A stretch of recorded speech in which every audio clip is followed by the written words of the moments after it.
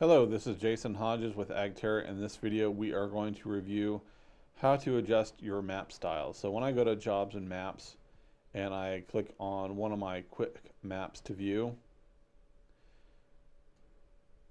I have the ability to see my spray and no spray lines as I zoom in here. In this case, I've got green and blue. Well, if I have a preference to view those in different colors, I have the ability to do that by going to Administration, Customization, and then Map Styles.